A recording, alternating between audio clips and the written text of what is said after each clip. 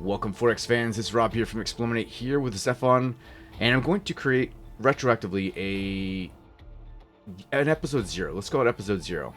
And what I'm trying to figure out this format with this Let's Review series, and I think what I'll do is from now on with episode 0 kind of basically give the very basic gameplay description and overview for those that might be new to the game or new to the genre, so that the following episodes, as I start to get critical of the game and establish its strengths and weaknesses, that you understand the kind of game that you're playing, so that you can better understand if it's a game for you.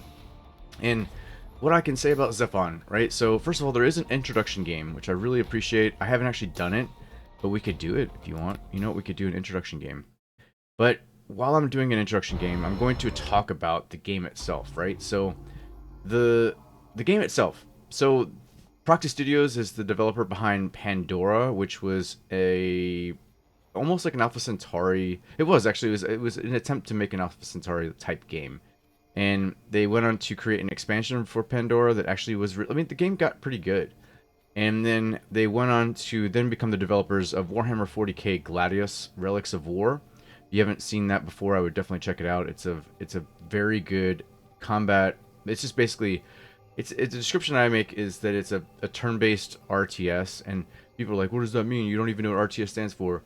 Well, I know RTS stands for real-time strategy, but the idea behind real-time strategy games is that you are literally just creating bases to pump out units, and basically it's just war constantly, right? There's no peace state, there's no diplomacy, and the sole function of the game is to create combat units to, like I said, elicit war and fight. And what Gladius does is basically create that same formula in a turn-based format. And I get it. Turn-based RTS does not sound right. I'm just trying to give you an idea of the fact that it's just literally pumping out units to fight, right? And that's basically what Gladius is. Now, what they did with Zephon here is, so this is this is like a super I'm on the clock.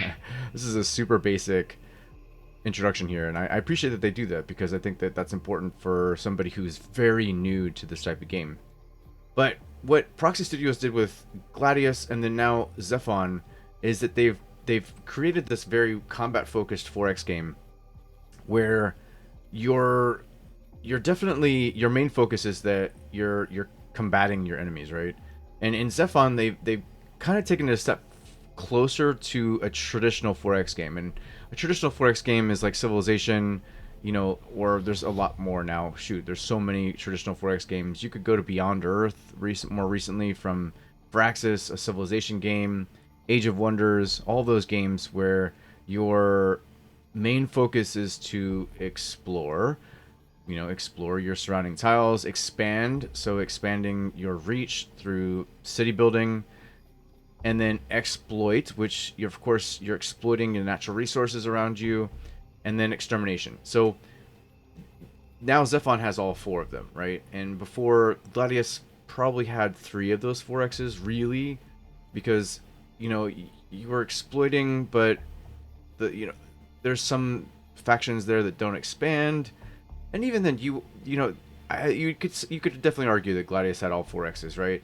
But the traditional 4X game has a diplomacy model. It has other victory conditions, and Zephon went a step further and determined that there would be various victory conditions, there would be diplomacy, and that has helped this game kind of become more deep in a lot of ways, right?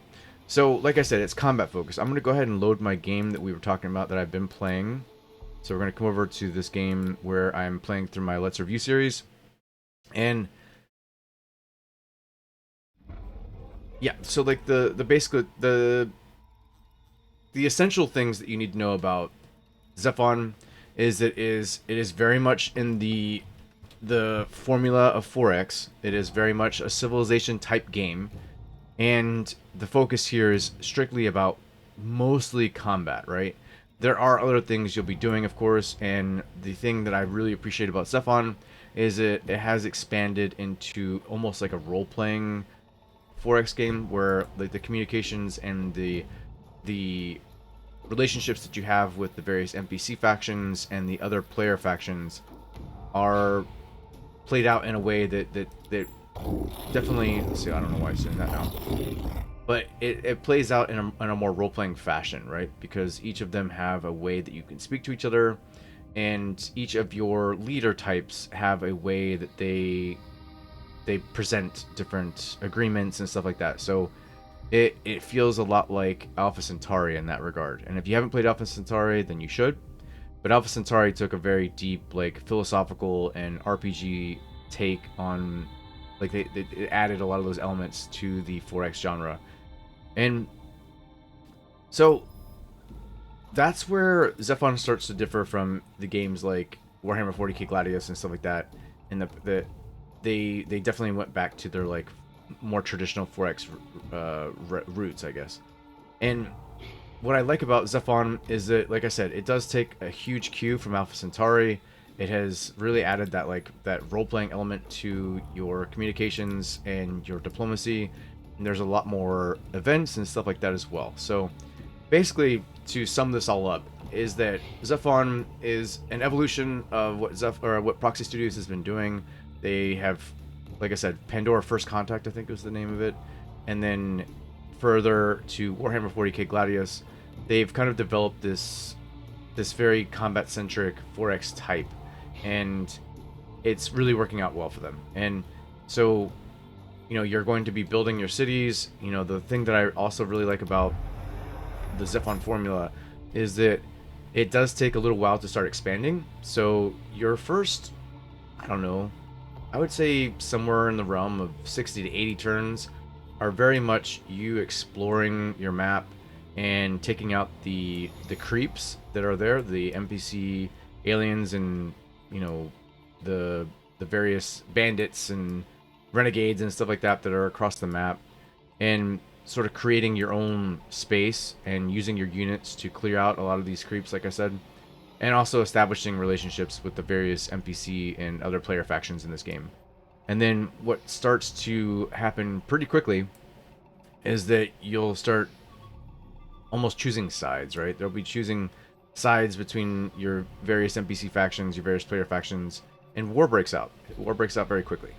So the focus here is using the new leader types, the various different technology paths, to determine the kind of units you're going to be using, the kind of strategy you're going to be using to take out your rivals here, and basically, yeah, what you want, and the path is yours to choose, right? So you can annihilate all your enemies, you can actually make peace with all of your fellow compatriots here, and or you can mix and match. You can really focus on one or two factions that you want to, you know, kill, and ally with the rest of them. And the game really allows a lot of leeway and choice here to determine what it is you want to do, and I really appreciate it for that. So there's also some things that I'll start to talk about in my episode 2 that talk more about the actual gameplay and some of the more nuanced stuff. But this is Zephon, right? So it's a turn-based, war-focused 4X that has all the elements of a 4X game that you would expect, with a heavy role-playing element. And there are a lot of events. There is an in-game event now that really kind of shakes things up. Each of the leaders have a quest line that's unique to the leader, and it's really shaped up to be a pretty darn good game. So if you have any questions about the basic gameplay, let me know. I'll try to do my best to, again, sort of hone in on this format and figure out what it is you guys want to know about the game in episode 0 as a basic gameplay explanation, and then move on from that to being more critical of what the game is, what the game has, what its strengths and weaknesses are, as I mentioned before, and kind of go into the nuance of the various mechanics that do and don't work for this game.